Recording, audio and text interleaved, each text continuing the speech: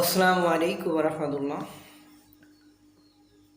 ইলিয়াস হোসেন ফেসবুকে স্ট্যাটাস দিল যে এখন তো মাঠে বিজিবি নাই, সেনাবাহিনী গুলি চালাচ্ছে না, পুলিশ গুলি চালাচ্ছে না, তো তোমার 32 নম্বর ভাঙা হলো, একটা নেতাকর্মী তো সেখানে গেল না, প্রতিবাদ করলা না, বা একটা মিছিল পর্যন্ত তোমরা করতে পারলা না।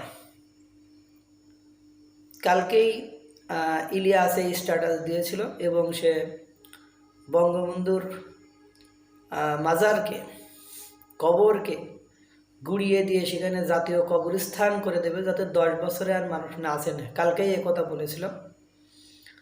আর গতকাল রাতে ছাত্র জনতারা গাজীপুরে মোজাম্মল হকের বাড়িতে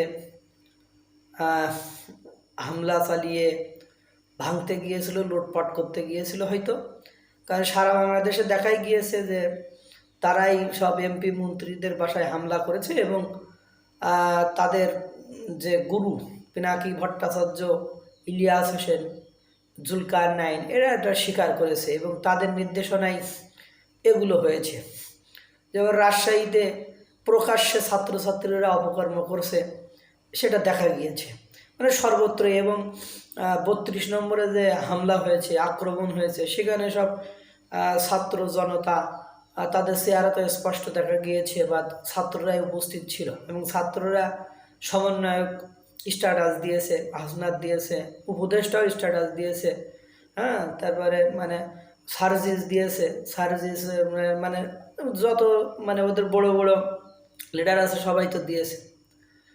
এখন কথা হলো সেখানে সেনাবাহিনী নীরব ছিল, তারা কোনো ভূমিকা পালন করেনি, পুলিশ তো যায়নি, মানে পুলিশ সেখানে যায়নি। তারপরে বিজিবির কথা তো নাই বললাম, এবং সরকারের বুলডোজার নিয়ে কাজটা করলো, সরকার কিছু বলিনি। এমন ঘটনা হয়েছে, আপনার ইলিয়াস হোসেন, আপনাদের মাস্টার মাইন্ড ইলিয়াস হোসেন পিনাকি তোদের ডাকতেছে, ভাই ভাই তোরা মাঠে আয়, বাড়ি বসে আছিস কেন, তোদের কোনো ক্ষমতা নেই, কিছু নেই। এখন আপনারা সেখানে গিয়েছেন, যাওয়ার পরে তাই সেখানে আপনাদেরকে তারা কুপিয়েছে। ওরা ছাত্ররাই বলছে যে প্রকাশ্যে রামদা নিয়ে ঘুরতেছে। এখন ছাত্রলীগরা কি করবে ভাই? ছাত্রলীগদেরকে আপনারা একেবারে পড়াশোনাও শেষ করে দিয়েছেন, তাদের ক্যাম্পাসেও যাইতে দিচ্ছেন না, তাদের পাইলে গ্রেপ্তার করতেছেন।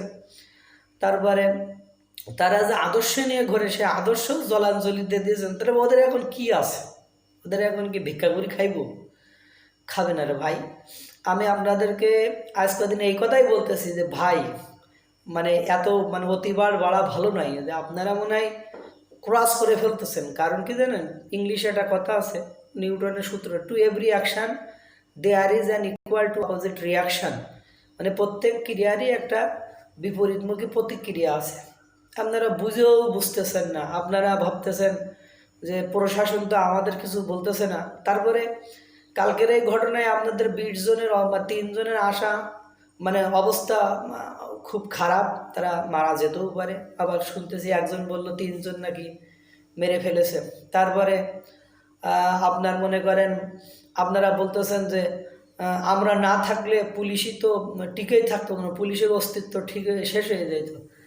আপনারা না থাকলে পুলিশের অস্তিত্ব ঠিক হয়ে শেষ হয়ে যেত। আবার আপনারাই বলতেছেন, আমরা ফোন দিয়ে বললাম ভাই আপনার পায়ে পড়ি, আমাদের প্রোটোকল দেন, এই যে কথা। এবং যে এই কথা বলছে সে আবার ওই স্থানীয় না, অন্য জায়গা থেকে সে আসছে, মানে অন্য জায়গা থেকে সে গাজীপুরে গিয়েছে, মোজাম্মল হকের বাড়ির ওখানে হামলা হচ্ছে এটা নাকি শুনে সে আবার পুলিশের ফোন দেবে। আপনারা ভাই মানে ওখানে যে যখন জনরোষের কবলে পড়ে গিয়েছে এবং মাইকে ঘোষণা দিয়ে তাদেরকে পিটিয়েছে। অবশ্য সেখানে হাসনাত আর সারজিদা মানে সেখানে গিয়েছে। ভাই একটা কথা বলি, আপনারা ছাত্র মানুষ, আপনারা রাজনীতি মানে শরীর রক্ত গরম সব জায়গায় চলে না। এখন আপনারা বলতে বলতে সবাইকে আপনাদের বিরোধী করে ফেলেছেন, আপনার প্রশাসনকে বিরোধী করে ফেলেছেন, আপনারা মানে পুলিশকে বিরোধী করে ফেলেছেন, আপনারা মানে বিসিএস আমলাদের বিরোধী করে ফেলেছেন, আপনারা সাধারণ জনগণকে আপনাদের বিরোধী করে ফেলেছেন। এবং আপনারা যে যাদের বিরুদ্ধে কাজ করছেন ওরা তো আছেই, সুতরাং যে মানে আপনারা ঢাকার ভেতরে বা কিছু কিছু অঞ্চলে আপনারা যে কাজগুলো করেছেন সেগুলো সরকারের ইন্ধন ছিল বা সরকার সেগুলো করতে দিয়েছে, কারণ সরকার কোনো জায়গায় বাধাগ্রস্ত করেনি।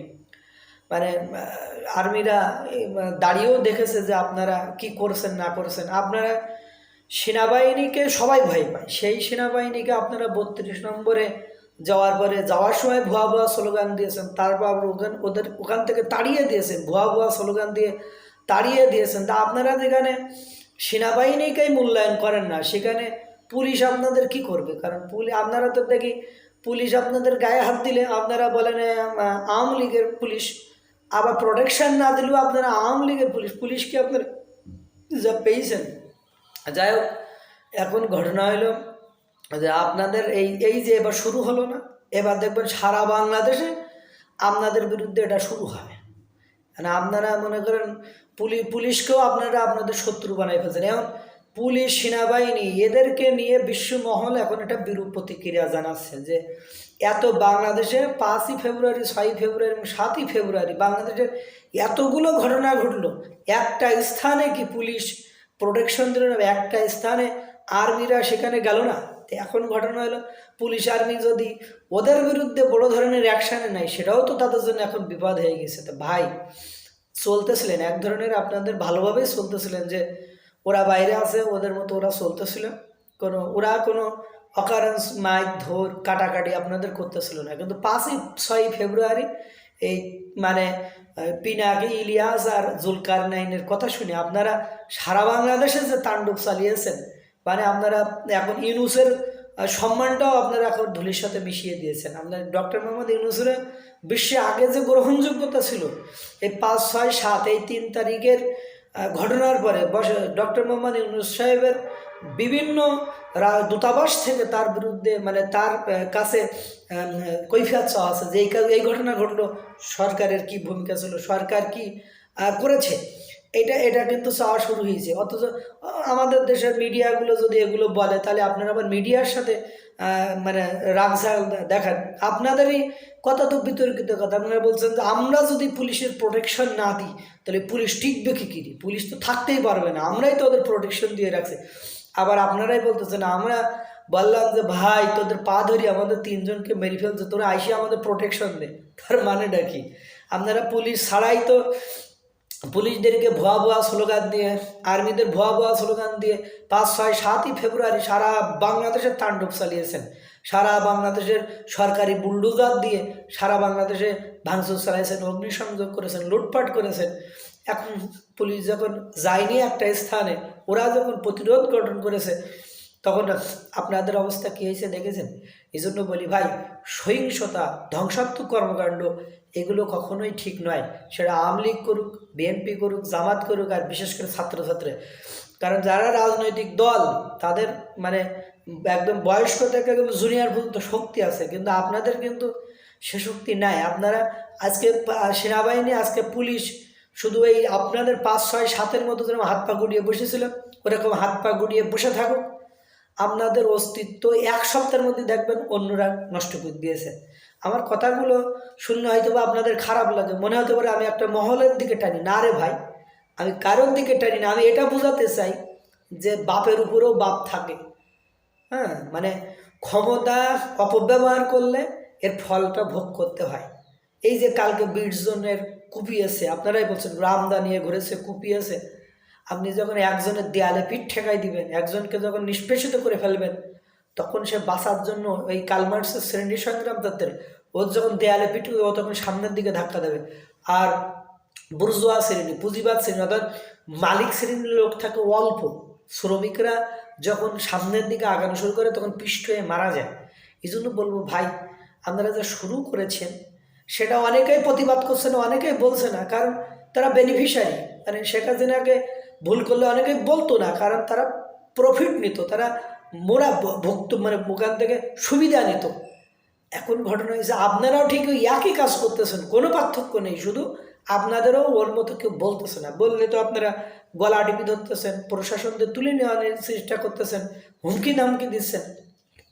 এখনও নিজেরা একটু বোধ বুদ্ধি দিয়ে বিচার বিশ্লেষণ করেন। পিনাকি, ইলিয়াস আর জুলকারনাইনের মতো ব্যক্তিদের কথা শুনিয়েন না, তাহলে জীবন গেলে আপনাদেরই যাবে, ওদের বলে কিছু হবে না। আল্লাহ তাআলা সকলকে ভালো রাখুন, সুস্থ রাখুন। আসসালামু আলাইকুম রহমতুল্লাহ।